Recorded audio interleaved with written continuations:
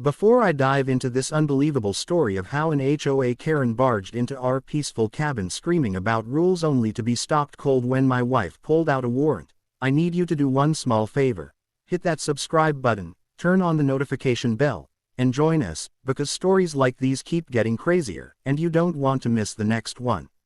Last summer, when my wife and I decided to spend a few weeks at the family cabin tucked away in the woods near the lake, we thought it would be nothing but peace, birdsong, and quiet evenings by the fire pit, but little did we know that a storm named Karen, specifically the self-proclaimed law enforcer from the nearby gated community, would come crashing into our retreat with shrill screams, wagging fingers, and an obsession with control that made our relaxing getaway turn into a battle of wills, paperwork, and ultimately, justice.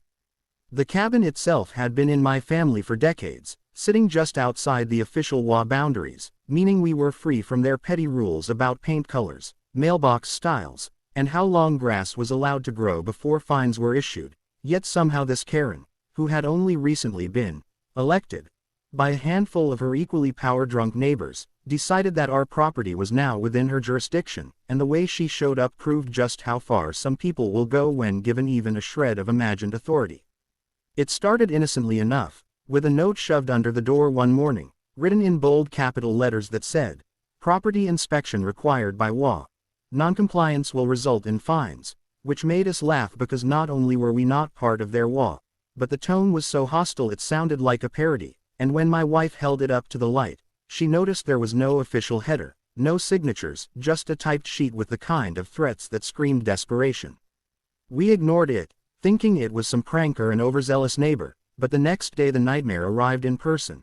A tall, wiry woman with a severe haircut, oversized sunglasses, and a clipboard marched down our gravel path like she owned the land, her voice cutting through the morning air as she screamed, "Inspection day. Open the door immediately or you'll be fined." I remember standing on the porch in disbelief, coffee mug in hand, watching her stride up as if she were a sheriff, except her badge was a laminated HOA name tag dangling from a lanyard that looked like she printed it at home. And when I calmly told her we weren't members of her HOA, she smirked and said, "All properties within a 2-mile radius are subject to review. It's in the charter," which was an outright lie but one she delivered with such confidence you'd think she had rewritten the law overnight. My wife, far less tolerant of nonsense than I am, came out holding a folder of documents, and when Karen tried to push past me into the cabin, shouting about weeds, trash bins, and the shade of our shutters, my wife snapped, "Touch that doorknob and you're trespassing," but Karen kept ranting about her authority. The twist came when my wife opened the folder and pulled out a crisp piece of paper. Not HOA bylaws, not a property deed, but a legitimate legal document we had been holding onto for a completely different reason. Months before, we discovered that the HOA had been overstepping their boundaries, trying to annex properties without consent, and as part of a group of landowners who opposed them, we had filed complaints that led to an investigation.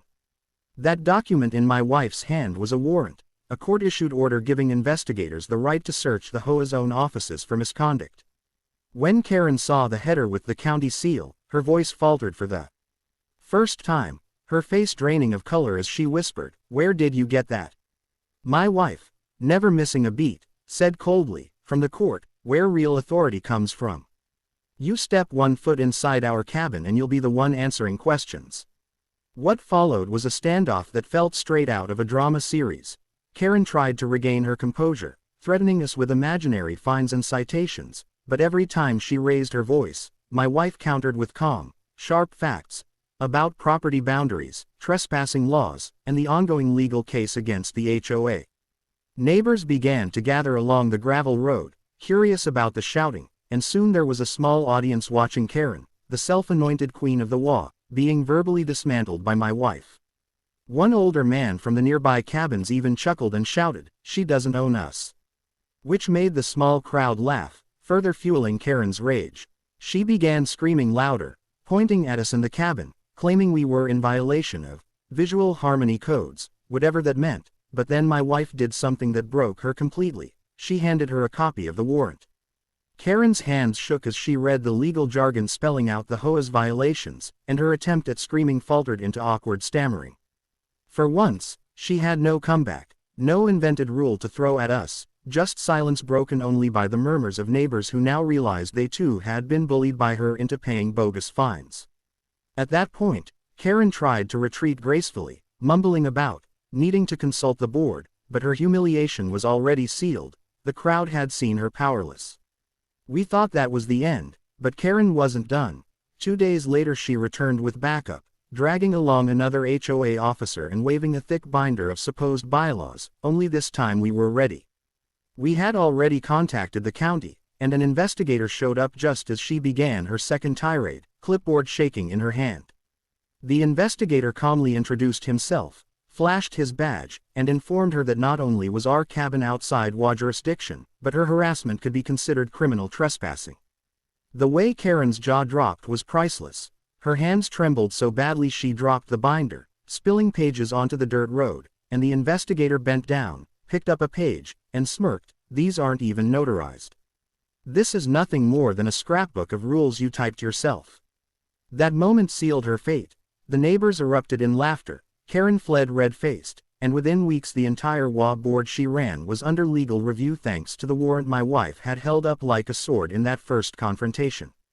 The irony is that we never set out to fight anyone, we just wanted a quiet summer, but sometimes peace can only come after standing up to the noise of people who think authority is theirs to wield without limits, and in the end, the cabin became not just a retreat for us but a symbol for the entire neighborhood that bullies, no matter how loud they scream, always freeze when real accountability shows up.